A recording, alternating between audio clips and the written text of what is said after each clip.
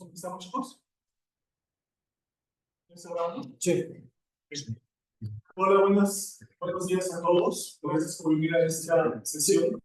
Tenemos el gusto de presentar al doctor Luis López. Él es director ejecutivo del área de desarrollo técnico de México. Del departamento de analíticos en MSCI. Él es actuario de la UNAM y luego hizo un doctorado en matemáticas por la Universidad Estatal de Nueva York en Study Group. El título de su presentación es Evolución de Gestión de Riesgos, Casos Prácticos. Un gusto, doctor, todo suyo. Muchas gracias. Gracias a todos por venir. Quiero platicarles un poco la razón por que estoy aquí. Es que yo di clases en la NAHUAC en 2008 cuando terminé mi doctorado, entonces estuve en un año. Después ya mi vida cambió, fui a hacer un postdoctorado en Alemania, un postdoctorado en Brasil, y después decidí que era el momento para mí de cambiar de la academia de industria y encontré a MSCI. Desde entonces la oficina de Monterrey eran como 35 personas, una oficina muy pequeña. En este momento MSCI ya tiene aproximadamente 500 empleados en la oficina de Monterrey y hace relativamente poco, como año y medio, se abrió la oficina en la Ciudad de México. También parte de la que es diferente ahora es que en la Ciudad de México se está reclutando activamente para encontrar el mejor talento que haya en la Ciudad de México y tenemos posiciones en el departamento de investigación. Que haya investigación en México también es una parte de MSCI. Lo que quiero platicarles es un poco lo que yo he encontrado en MSCI como evolución MSCI y en la parte que me voy a enfocar adquirió algo por Riskmetrics. Ustedes han visto en libros de texto el estándar Riskmetrics para cálculo de valor en riesgo. Riskmetrics originalmente yo adentro de JP Morgan, después de JP Morgan pasó a ser una compañía independiente y finalmente fue adquirida por el CI en 2010. Justamente. Estos casos de los que voy a hablar sobre la gestión de riesgos son lo que yo he visto como la evolución natural del software que tenemos, desde el estándar de Riskmetrics, que partía de vamos a tener cada día una medida para ver cómo va a terminar el día el portafolio de inversión. Se evoluciona a los casos, extender ese caso a bancos, sí, los bancos que hacen un cálculo de valor en riesgo, pero después todos estos cálculos de generación de escenarios, estas metodologías, se empieza a ver que se pueden usar para muchas otras instituciones financieras, en particular los casos de gestores de activos y los casos de fondos de pensión que necesitan hacer planes a largo plazo. Necesitan calcular riesgo para 6 meses, para un año, y entonces empiezan a ver cuáles son las medidas de riesgo adecuadas para esos casos.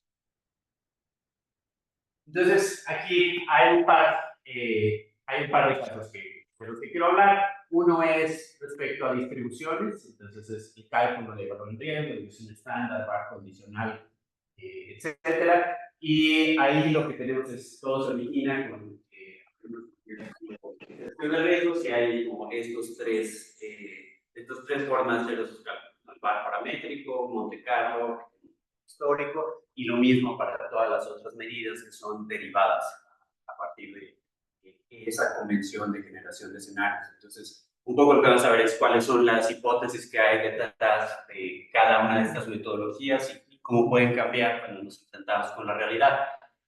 El segundo tipo de evolución es el cálculo del estrés. Entonces, ahí tenemos nuestro portafolio y lo que queremos ver es qué pasa si hay un cambio en alguno de los componentes de nuestro portafolio y queremos ver qué pasa. Por ejemplo, la acción de Amazon, entonces le vamos a aumentar 10%.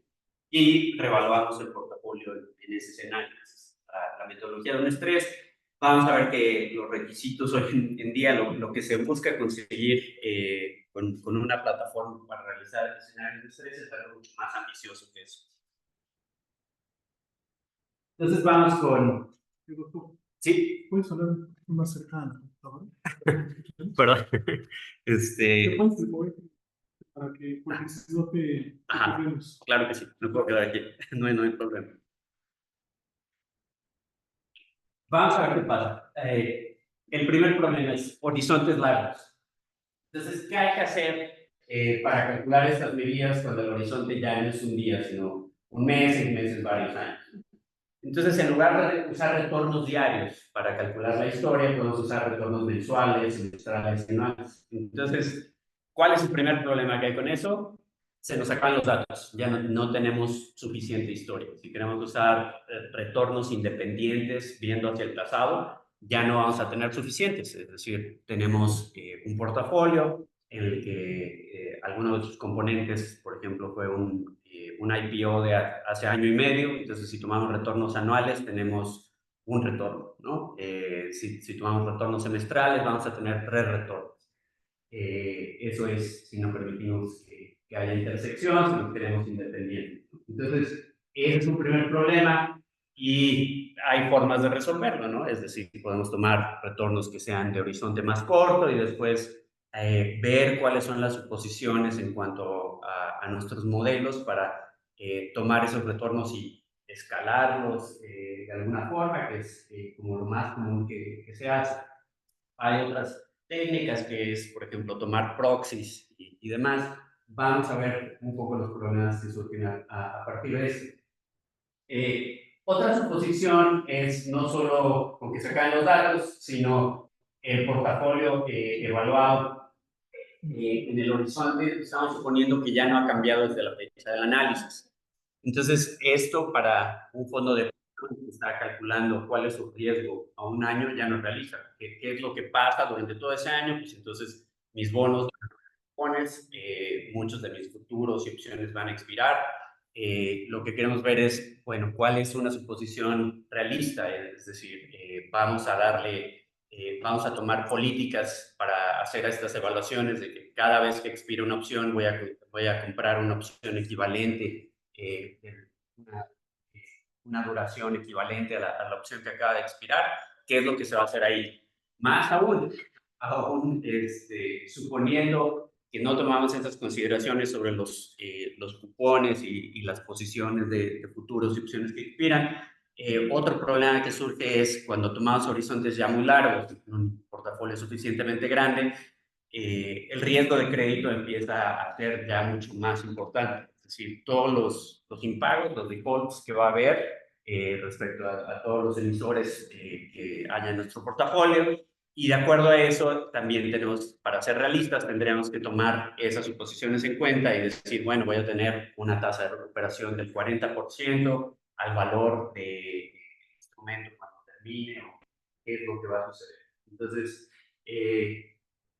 esos son estos dos puntos, ¿no? Los impagos y simular todas las fechas intermedias para reevaluar swaps y opciones. Y lo que decía precisamente, el riesgo de crédito, ya aún si yo quiero ver simplemente el valor de mi portafolio, el riesgo de crédito ya empieza a ser algo muy importante a esas escalas de tiempo. Antes que pasemos a abandonar estas medidas, vamos a ver cómo el mundo era muy bonito. Cuando tenemos horizontes cortos, realmente tenemos herramientas muy potentes y aquí hay un ejemplo. Entonces, por ejemplo, supongamos que tenemos un estado sanitario, los NBS, que madura en 2033. Si examinamos qué es lo que tenemos, entonces este producto está expuesto a 36 factores de riesgo, con 2 tasas de la tesorería de Estados Unidos, 29 tasas swap, el spread añadido por opcionalidad y 14 términos de volatilidad. Entonces, eso es lo que tenemos en el modelo de precios. Y vamos a ver qué es lo que haría el VAR paramétrico. Lo que nos dice es, toma una aproximación lineal de tu instrumento y esa aproximación lineal la vas a usar ya sea para la fórmula de la desviación estándar o para la fórmula de valor en riesgo, etcétera, todas esas fórmulas paramétricas. Entonces aquí simplemente quiero mostrar es esta gráfica que lo que estamos viendo es qué es lo que pasa si tomamos la revaluación completa después de un día de este producto titulizado contra tomar la aproximación lineal. Entonces, si ustedes ven, es una línea casi perfecta, no hay ningún problema en tomar cualquier cálculo estadístico a partir de estos retornos que son generados aquí. Tenemos una R cuadrada de 99.97. Entonces, esto funciona muy bien, no hay ningún problema y son medidas que estas técnicas que tenemos van a funcionar muy bien en horizontes cortos. ¿Qué pasa cuando ya tomamos un horizonte de un año? Entonces, simplemente para llegar a un día, para llegar a un año, lo que voy a hacer es sumar retornos de 21 días y los voy a analizar. En general, 21, 22 días es lo que es un mes, y entonces los voy a analizar por raíz de 12 para calcular el valor de riesgo anual. Nuestro horizonte de análisis ahora es un año. Entonces, yo ya no estoy tan contento. Entonces, si ustedes ven aquí la gráfica, aquí lo que estoy poniendo es linealmente cómo se debería de ver, y hay estos puntos naranja, gris y verde, tienen distintos significados. Por ejemplo, el punto naranja es un tipo de interpolación que nosotros desarrollamos, se llama interpolación multidimensional.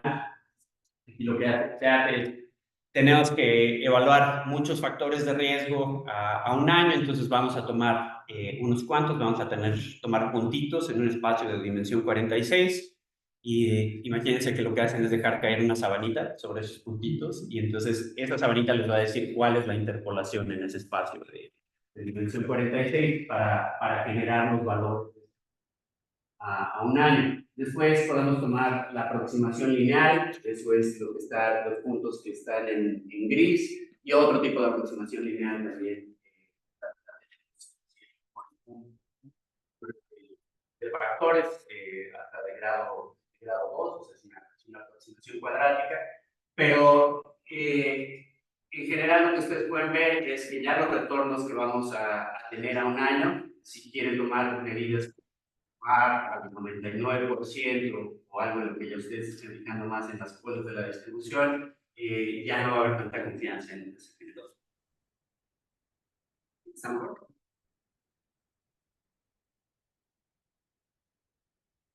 ¿Todo bien? Sí, es que no ven tu presentación. Ah, ok. Entonces, para que te sigan. Claro, claro. ¿Y si se ve bien ya ahí? ¿Sí se ve bien?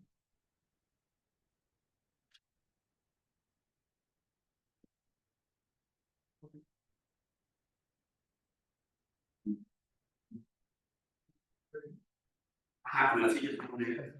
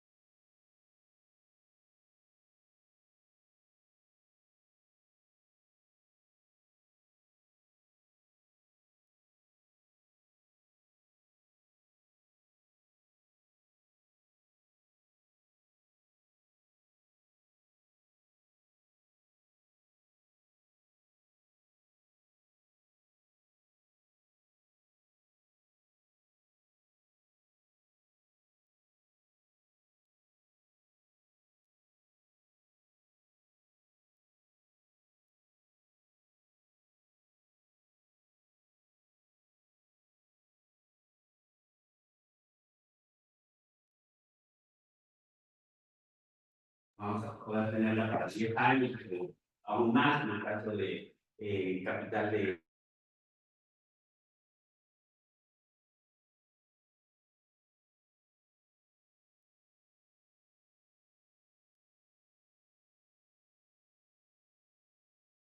meses o cada año.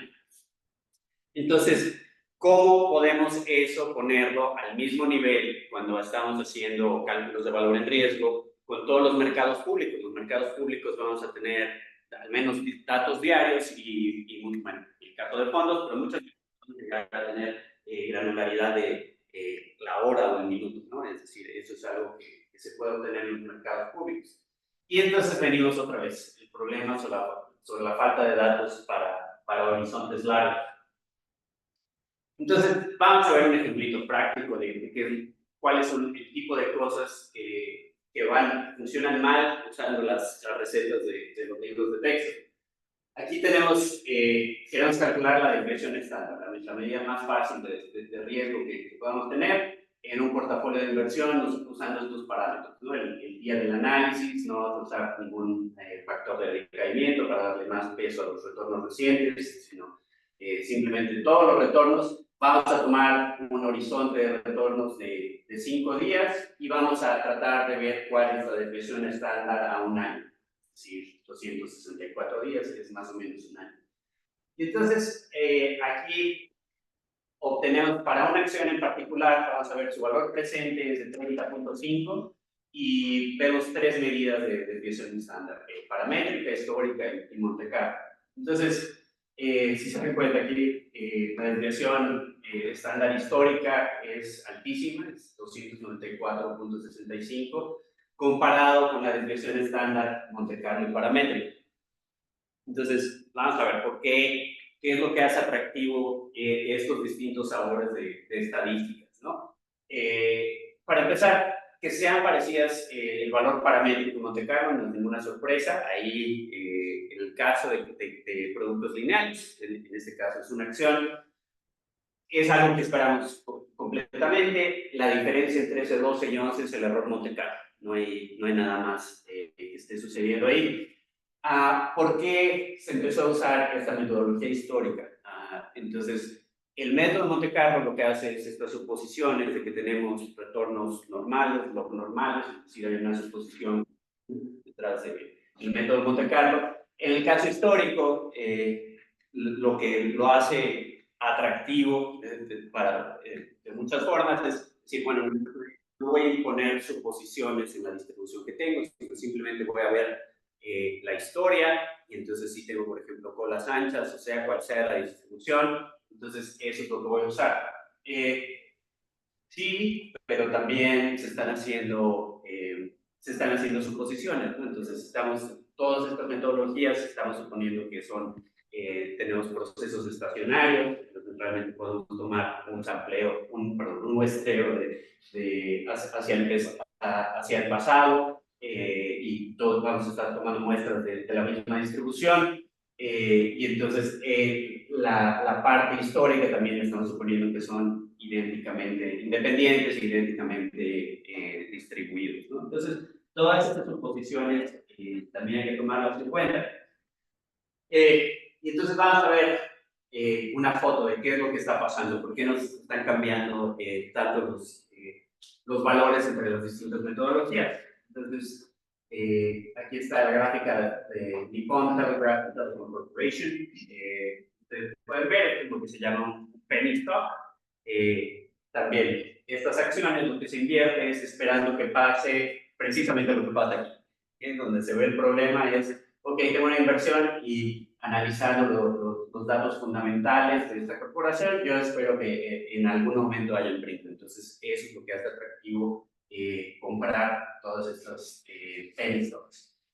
Y efectivamente, si vemos, analizamos a fondo cuál es el retorno que nos está causando esa diferencia entre la metodología histórica y Monte Carlo o paramétrica, es precisamente este retorno que tenemos aquí. Y yendo a las cuentas, esta técnica que también viene en todos los libros de texto de multiplicar por la raíz de t para anualizar, entonces lo que estamos haciendo es anualizar este retorno y eso lo hace mucho más grande el retorno que tenemos ahí, y por eso tenemos esa diferencia. Entonces, eso es lo que acabo de decir. Tenemos retornos normales, además nos multiplicamos por raíz de 264,5 entre 5, pues, que es una suposición estándar de asumir retornos normales. Eso es lo que va a ser el problema, ¿no? El problema de esa diferencia entre el método histórico y el método Monte Carlo. Entonces, ¿cómo arreglamos el problema? Hay algo aquí que arreglar y la verdad es que sí hay algo que se puede hacer mejor. Hay una mejor forma de tomar muestras para el caso de horizontes largos. Entonces, es esta técnica de autogeneración, en inglés es bootstrap, no es fácil, pero esa palabra. Y entonces les voy a explicar cómo funciona esta técnica para completar a horizontes largos. Entonces, si suponemos que los retornos de 22 días son independientes, idénticamente distribuidos, podemos ir eligiendo con o sin reemplazo aleatoriamente suponiendo una distribución uniforme, uno a la vez, hasta poder concatenar 12 retornos y formamos un retorno anual. Y entonces podemos repetir tantas veces como simulaciones de retorno anual se quiere tener. Hay algunas cuotas en el caso sin reemplazo, pero aún así es una cuota altísima, porque son combinaciones de N en K. Y esto nos da, realmente estamos usando la suposición de que tenemos la distribución histórica, una simulación basada en la distribución histórica, pero sin exagerar el peso del retorno enorme que tenemos. Entonces, desde este punto de vista, la simulación histórica está concatenando el mismo retorno en 5 días 52 veces, lo cual no es algo muy plausible. Entonces, aquí está ejemplificada la metodología. Aquí tengo los retornos semanales, son de de julio 22 a julio 29, agosto 5. Tengo cada uno de los retornos. Lo primero que hago es, bueno, les voy a poner un letrerito para que sepa cuál es cuál. Y después aquí lo que voy a hacer es empezar a implementar la técnica del bootstrap. Entonces, voy a concatenar 4 retornos, K1, K2, K3, K4. Y entonces aquí lo que hago es simplemente tomar una muestra uniforme. Llevo el 34, me voy a la lista, veo cuánto es, por el 109, me voy a la lista, veo cuánto es, por el 106, por el 41, y eso me da mi primer retorno bootstrap. Entonces, esta es una técnica que es mucho mejor para completar cuando hay horizontes largos, cuando no hay. Este es un caso en el que hay un dato atípico, pero el caso más común es que hay poca información. Tú quieres tomar un portafolio en el que gran parte de tus activos no tiene más de 3 años de datos y quieres hacer un análisis de valor en riesgo, VaR condicional o desviación estándar. Quieres hacer un análisis a un año. Entonces, naturalmente, como les dije al principio, no tienes suficientes datos anuales. Pero si usas esta técnica, entonces vas a poder usar retornos que tengan un horizonte no tan grande, o sea, por ejemplo, retornos mensuales por 3 años. Entonces ya tienes 36 retornos y los vas a poder empezar a muestrear para construir una medida de un año. La diferencia, aquí podemos ver el histograma de la distribución histórica, si es el bootstrap, contra la distribución que ya tiene el bootstrap en verde. Entonces vas a tener algo que estadísticamente es mucho más atractivo. Ya sabes qué es lo que estás haciendo y no tienes todo este error de muestra y combinar metodologías multiplicando por la raíz de t. Entonces, esto es algo que cambió en cuanto a pasar de los casos de la banca, los casos para todas estas acciones y otros instrumentos que se necesita hacer un cálculo de valor en riesgo para un reporte diario, o simplemente cuando se calcula el margen. Entonces, estamos hablando de horizontes de 5 o 10 días a los casos de uso de fondos de pensión y gestores de activo que necesitan hacer planificación para horizontes mucho más largos. Voy a pasar al otro caso que ya no es respecto a distribuciones, sino es qué es lo que ha sucedido respecto a hacer una prueba de estrés. Entonces, lo que creo que es muy importante aquí es una prueba de estrés no es un número, es una narrativa. Y entonces viene el problema de cómo estresar un portafolio, ¿no? ¿Qué es una buena prueba de estrés? Entonces, todas las cosas que pasan en el mercado, las tasas suben, las acciones bajan, la inflación se queda igual, el petróleo baja, la sube, etcétera. Todas estas son suposiciones y cómo las podemos poner juntas. Viene ahora el asunto de esta unión entre la economía y las finanzas, que tienen que llegar a escenarios que sean plausibles y que tengan un sentido financiero para todas estas instituciones que quieren cuidar sus portafolios. Respecto a la pregunta anterior, ¿qué tanto importan las magnitudes de cada uno de estos cambios y las correlaciones de estos eventos? Y también empezamos a examinar la historia y vemos que hay muchas condiciones distintas en las que la inflación sube, entonces le pasa ciertas cosas a las tasas de referencia, pueden subir o pueden bajar, es lo que venía comentando aquí un colega mío cuando entró al reto Banxico. Todas estas suposiciones de los economistas, les dices, bueno, y si sube la inflación, entonces va a pasar esto con las tasas, y entonces la respuesta es depende, ¿no? Porque tenemos muchos tipos de escenarios históricamente, dependen de muchas otras cosas, entonces hay que estudiar esos regímenes distintos, entonces podemos tomar periodos de la historia. Aún así, las herramientas financieras pueden contribuir mucho a darle sentido a todas estas narrativas, y eso es lo que quiero compartir a continuación. Entonces, tenemos estos 4 escenarios. Esto es algo que se vio hace año y medio. Habían estos 4 escenarios de qué es lo que podría suceder con la economía en particular. Imaginen que ustedes son un fondo de pensión y ustedes quieren cuidar su portafolio mediante un análisis de distintos escenarios. Entonces, estaban estos 4 escenarios, son escenarios que nosotros propusimos, pero de todas maneras era como... había un consenso alrededor de estas narrativas. Entonces, las tasas, el aterrizaje suave, lo que esperaba la Reserva Federal, las tasas de interés se mantienen altas, mientras que la inflación baja, de acuerdo a las expectativas que se tienen, y el crecimiento de los Estados Unidos y Europa es débil, pero positivo. Y va a haber una leve depreciación del dólar. Está el aterrizaje forzoso, la agresiva política monetaria termina con la inflación, pero la Reserva Federal mantiene credibilidad al costo de la recesión y la reacción a la recesión debilita el dólar.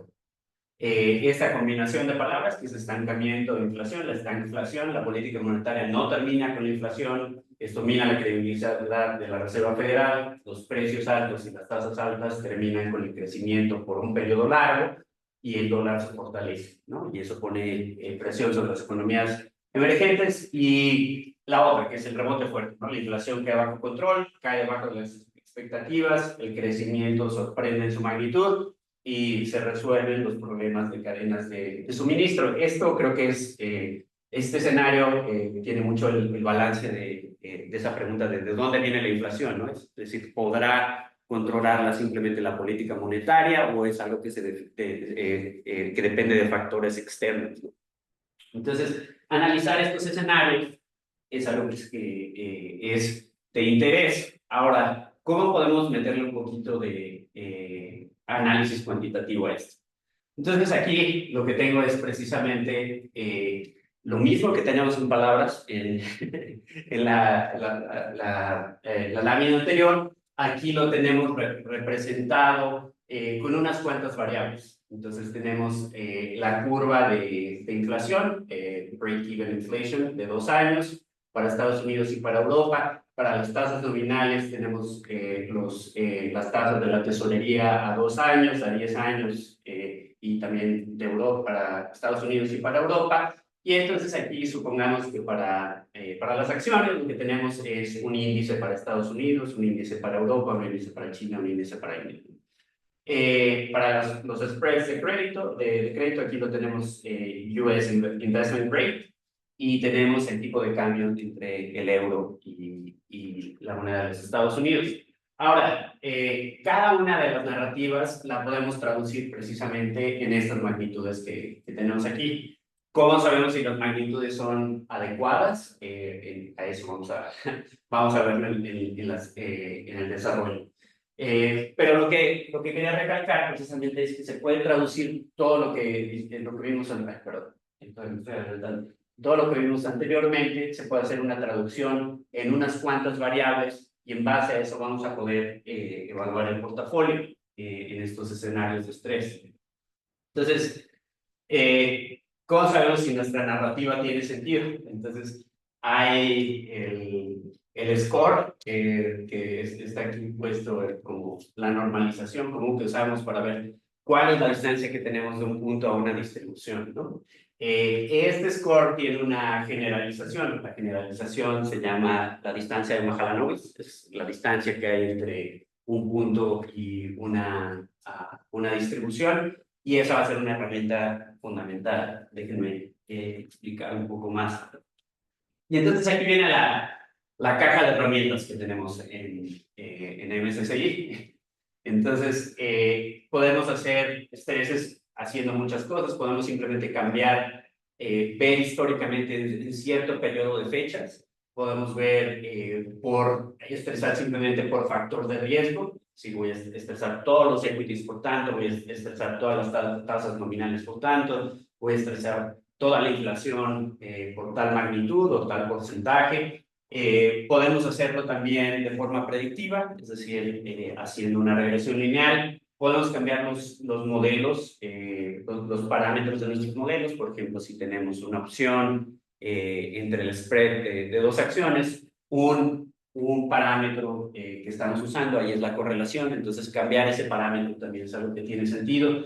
Podemos hacer algo que está compuesto, es decir, una combinación de todos los anteriores, o simplemente ponerle letreros. Le ponemos letreros a cada una de estas posiciones, de esto es de mercados emergentes, o esto pertenece a tal economía, y en base a eso vamos a poder segmentar totalmente un estrés, una prueba de estrés. Entonces vamos a ver qué queremos hacer en general. Queremos ver un estado del mundo futuro, vamos a diseñar escenarios. Aquí tenemos un escenario de estrés que está determinado por un manojo de factores de riesgo, es decir, poquitos, 10 factores de riesgo o algo así. Después, lo que queremos es propagar este escenario. De esos 10 factores que nosotros cambiamos, queremos propagar ese escenario para que todo el portafolio reaccione de forma coherente respecto a esos pocos factores que tenemos. Reevaluamos el portafolio y vemos cuánto es el profit and loss del portafolio. Entonces, aquí la pregunta para los alumnos es, ¿cómo le harían ustedes para esta parte de aquí? ¿Cómo propagarían el escenario? Eso es lo que yo pensaba, o sea, cómo le das la ponderación a cada riesgo. O sea, puedes poner escenarios propios, pero cuál es como el mejor. O sea, no sé si hay un tipo de computación que haces por todas las variables que tienes ahí, o sea, todos los tools que has comentado. Para decir, este le va a poner el 20% que va a subir la inflación, o un 10% a que va a haber una pandemia o algo.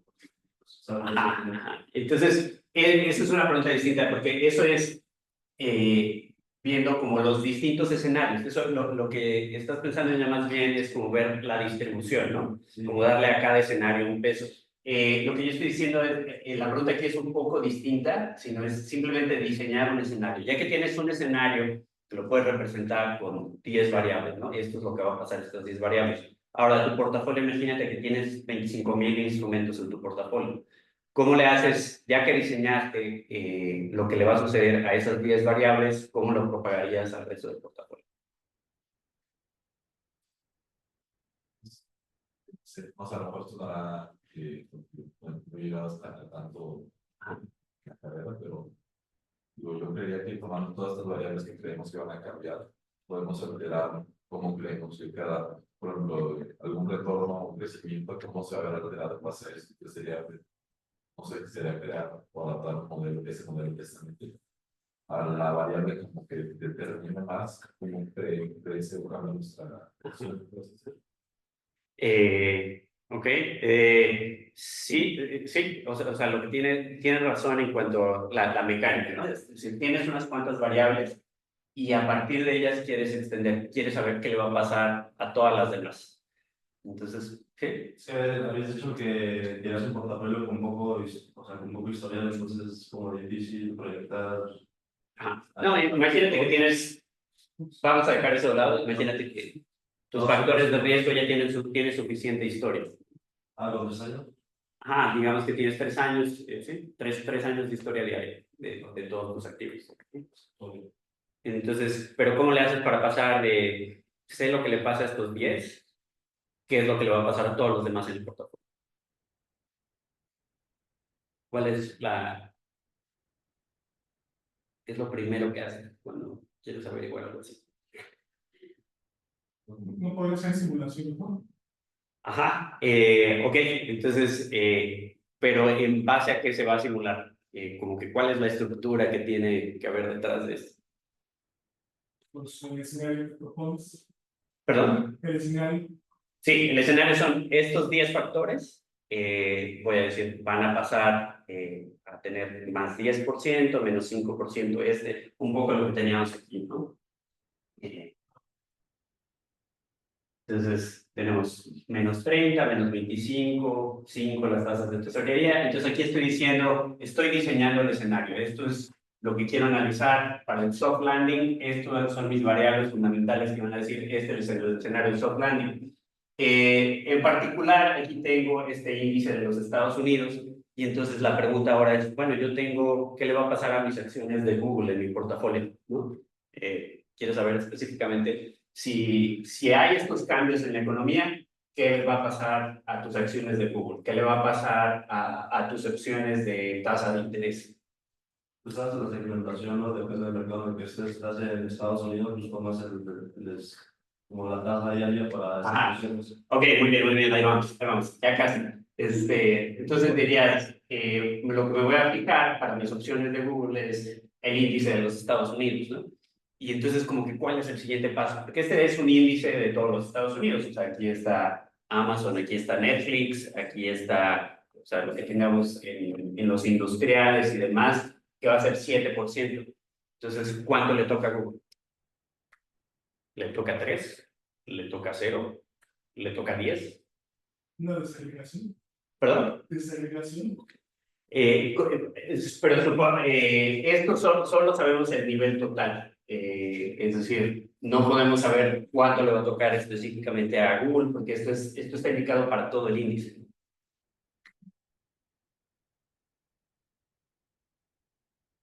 Es que lo único es, podemos pasar como separarlo por tecnologías, y es que Google es Ajá. Pero aún si lo separas, es decir, ese es un camino que puedes tomar y entonces empiezan a crecer aquí tus variables, ¿no? Entonces ya empiezas a tener muchas más variables y entonces tú tienes que decir, dar prescripciones para ya muchas más cosas. Pronósticos restringidos. Ajá, pronóstico, ok. ¿Cómo podrías hacer un pronóstico? La pregunta aquí es, tenemos esto que es este 7%, entonces queremos ver cuál es la beta, ¿no? ¿Cuál es la beta que hay entre el índice y Google, ¿no? Entonces eso es lo que te dice, cuando el índice cambia tanto, entonces Google va a cambiar tanto. Entonces, como decía un profesor mío en la licenciatura de matemáticas, cuando no sepas qué hacer, deriva, ¿no? Es decir, toma una aproximación lineal y la aproximación lineal te va a dar una muy buena idea de qué es lo que está sucediendo. Entonces, esto es precisamente la herramienta que sigue, ¿no? El estrés de los factores fundamentales, y están denotados por una X, se propaga a los factores predichos. Entonces, la beta se estima por regresión lineal, aquí esta X' es el factor estresado, y en base al factor estresado vamos a obtener cualquier variable que tengamos, ¿no?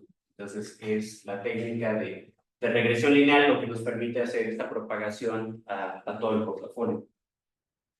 Y entonces empieza el problema de cuál es el error al hacer esta propagación. Es decir, supongamos que aquí está YI, YI es Google, en este caso. Entonces vamos a ver, aquí tenemos la volatilidad de Alphabet entre la predicción lineal de Alphabet entre la volatilidad de Alphabet.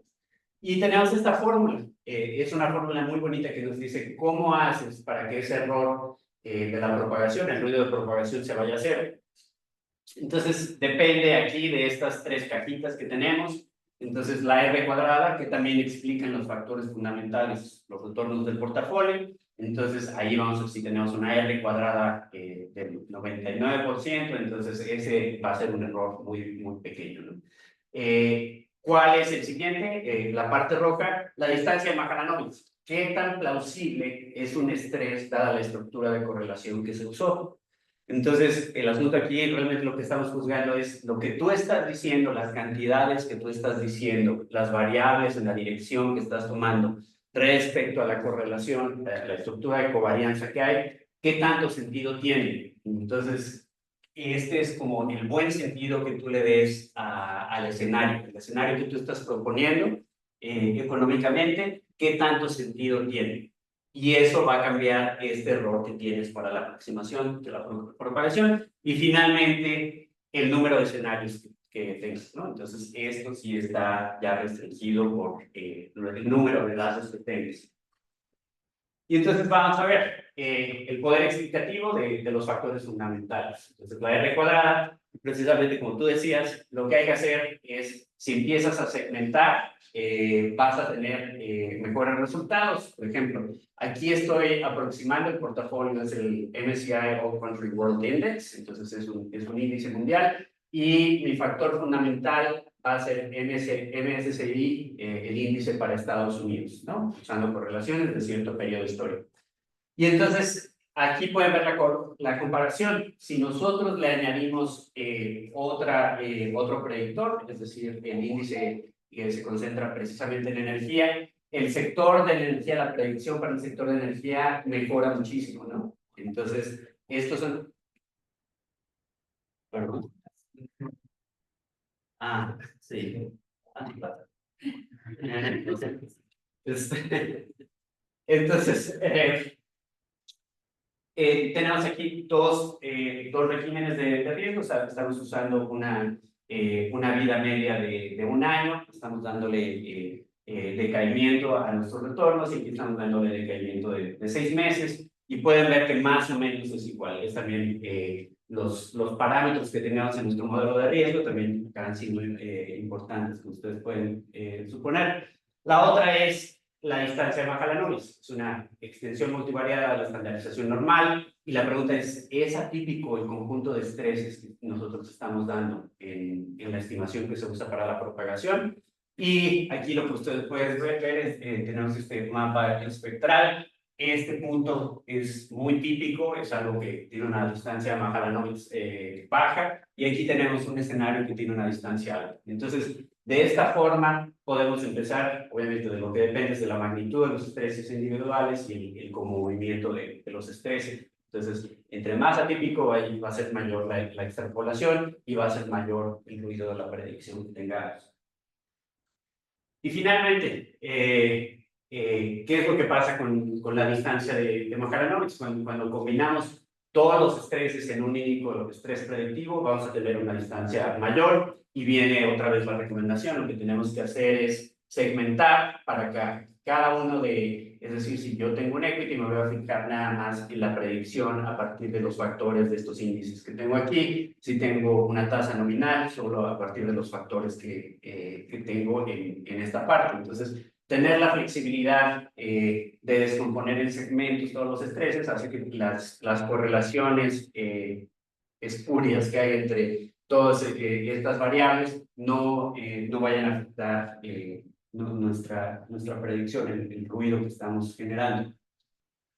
Y finalmente ok, pon todo otra vez de regreso en la caja de herramientas, ya tienes una prescripción de cómo vas a usar cada uno de los las distintas herramientas que tienes en tu caja para crear un estrés que tenga sentido, que puedes refinar y que puedes explicar de una forma muy fácil. Es decir, todo esto lo puedes regresar para tener transparencia en cuanto a mis suposiciones económicas son estas y te las puedo justificar de esta forma, transparentemente. Esto es lo que va a suceder en cada uno de estos escenarios. Ahora, no estamos haciendo una predicción del futuro, es decir, esto es con muchísima humildad que viene precisamente de toda esta transparencia. Simplemente estas suposiciones macroeconómicas las traducimos y puedes ver cuál es el sentido que tiene cada uno de estos escenarios, puedes reevaluar tu portafolio y entonces tú puedes decidir si lo que estás haciendo estás bien cubierto o si te estás cubriendo de más, por si, por ejemplo,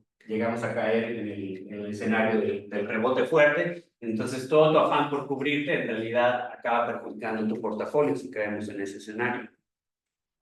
Esto es lo que les quería contar, como dos grandes cambios que hay al cambiar los casos de uso, simplemente en cuanto a la generación de estrés y las distribuciones. Ahora, un poco quiero platicar sobre lo que hacemos en MSCI, todas las herramientas que tenemos herramientas para construcción de portafolios, tenemos herramientas para la atribución de desempeño, lo que se llama el Performance Attribution, la parte de la que hablé, que es precisamente la gestión de riesgos. La visión que tenemos es brindar soluciones para que los inversionistas puedan construir mejores portafolios y que estén cuidados. Y eso genera un mejor lugar para todos nosotros. Un poco sobre MSCI, tenemos más de 30 oficinas alrededor del mundo. En 2022 ganamos el award para el premio para la mejor tecnología del buy side. Y de este año acabamos de ganar en 2024, también ganamos la mejor tecnología para optimización de portafolios. Tenemos aproximadamente 13.5 trillones activos referenciados a los índices. Hay dos negocios grandes en el MSCI. Uno es el negocio de índices y el otro es el negocio de analíticos.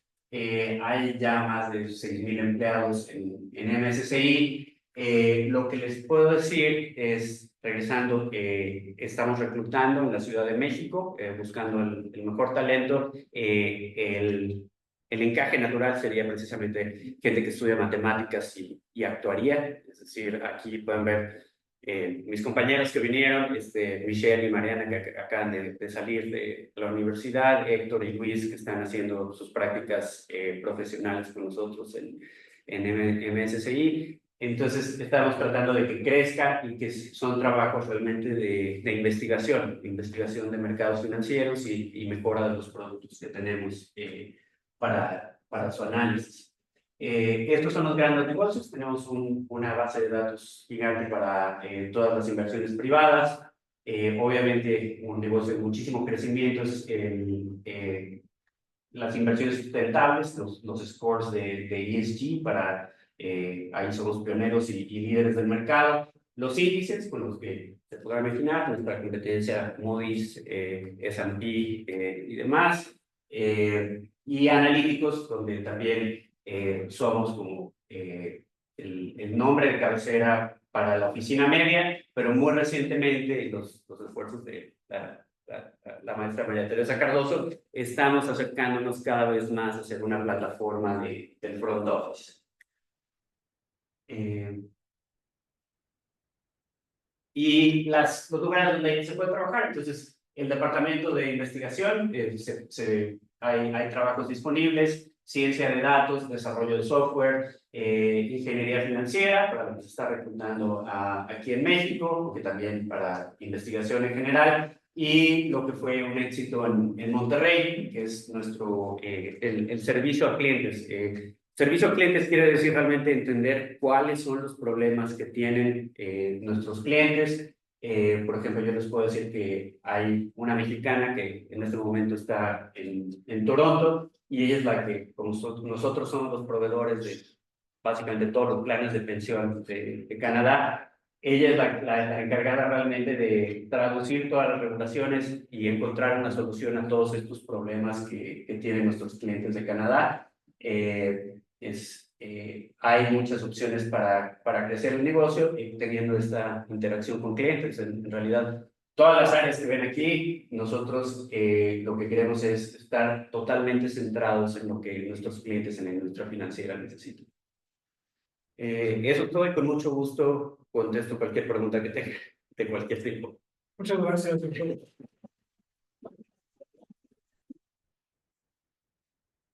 Muchas gracias. Abrimos los micrófonos para preguntas al doctor. Adelante, por favor. Igual por la gente que nos escucha por Zoom, si hay alguna pregunta y nos apoyen a leerla.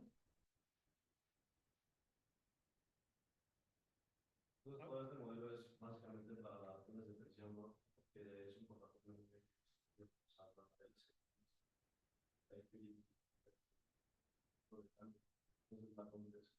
¿es más enfocada a pensiones o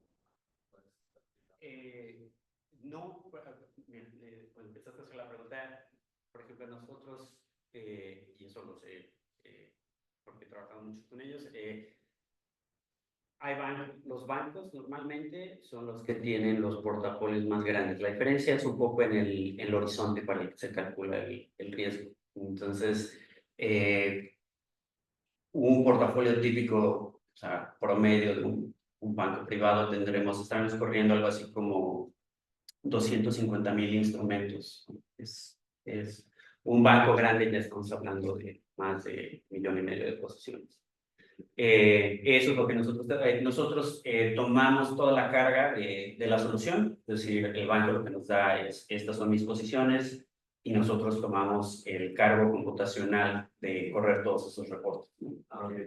Y no, en general, no, es decir, sí, los planes de pensión también andan por ahí, no hay tanta diferencia en cuanto al número de posiciones, los fondos de cobertura también, sí, también son enormes. No, creo que no hay, es una buena pregunta, ¿eh? No sé, así, si yo tuviera que decir cuáles son los que corren más posiciones en nuestro sistema, yo diría que los bancos, bueno, los gestores de activos también, sí, tal vez bancos.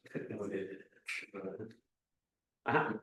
En los modelos que, bueno, me mencionó que se usaba una R cuadrada para definir cuál de todas estas era la que más, creo que era, Ajá, el poder de la predicción que tienen tus variables, ¿no? en este caso, esa R cuadrada más se obtiene de una regresión lineal simple y ahí escogemos cuál de todos los factores es el que vamos a considerar.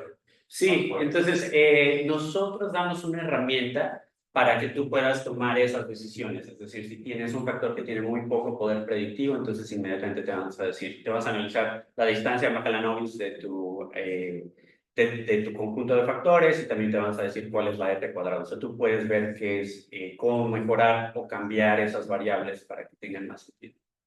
Pero eso ya dependerá de, o sea, esos ustedes se lo dan al cliente y el cliente. Sí. Tal vez eso no quedó claro. Por ejemplo, o sea, estos 4 escenarios, y esa es otra parte que quiero mencionar. Entonces, tenemos un equipo de soluciones que lo que hace es precisamente proponer estos escenarios. Entonces, tenemos una librería de escenarios que tú simplemente dices, sí, esto tiene sentido, analizas la narrativa y quiero analizar mi portafolio con estos escenarios, y te damos todo, es decir, cómo poner esto en nuestro sistema. Pero por otra parte, muchos clientes lo único que quieren saber es, no me importa tu análisis porque mi caso es diferente, es decir, las variables que a mí me van a afectar no son las que tienes ahí. Entonces, tengo unos predictores que yo creo que son mejores que los que tú tienes, y entonces les damos la herramienta para que ellos analicen todas estas distancias, la R cuadrada, basado en cada uno de los predictores que ellos están escogiendo. Y lo que te dicen es precisamente, lo metes en el sistema y te dice, ya, este es Mahalanobis, este es tu R cuadrada, aquí hay estos problemas, etc. Nuestra herramienta hace eso. Gracias. De nada. ¿Hay más preguntas, chicos? En Zoom tenemos preguntas, no hay preguntas. Yo quisiera preguntarte, doctor, si me permites, ¿de qué manera se podría incluir en esta modelación, por un lado, la incertidumbre y por otro lado, el riesgo político? Por ejemplo, una decisión local que pueda afectar a los mercados, etcétera. ¿Se puede eso incluir en esta modelación? ¿Se puede cuantificar? Sí, un poco partiendo de la narrativa. O sea, sí tenemos un modelo macroeconómico que lo que hace es traducir, bueno, yo supongo que el GDP de tal nación va a bajar, lo que sea. Entonces, ese tipo de cosas sí se pueden hacer. Traducir de un modelo macroeconómico a variables financieras es algo que sí se puede hacer en nuestro sistema. Ahora, riesgo político no, eso ya es, y de hecho es como una forma de meterse en problemas, como decir, porque nos pasó una vez, ¿no? Hicimos, por ejemplo, en las elecciones de Estados Unidos, propusimos ciertos escenarios que eran claramente identificables respecto a candidatos. Entonces, lo único que hacemos es ahora proponer directamente de variables macroeconómicas, escenarios para el futuro, pero no hay algo así como una traducción de política a economía. Ahora, otra cosa que tenemos un producto reciente que salió este año es análisis de noticias. Entonces, análisis de noticias con respecto a mi portafolio. ¿Qué cosas me están sucediendo a mi portafolio usando estos modelos de grandes large language models? No sé cómo se traduce. Usando large language models, lo que hacemos es ver análisis de noticias, es decir, análisis semántico, contra las variables que tiene en mi portafolio para que un analista sepa, pon atención a la inflación en tu portafolio de bonos, ¿no? Porque hay todas estas noticias que hacen que haya una predicción para que en el futuro pase eso. Entonces, ese tipo de herramientas con inteligencia artificial, que no es exactamente análisis político, sino simplemente es agregación en cuanto a varias fuentes de información financiera que nosotros tratamos para ver el impacto en el portafolio. Muchas gracias, doctor. Pues gracias a todos. Si no hay preguntas, pues eso será todo. Pido un aplauso nuevamente al doctor y gracias.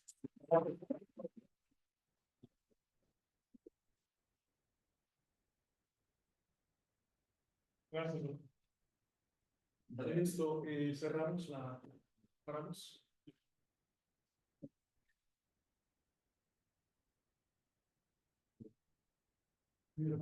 Ah, muy bien.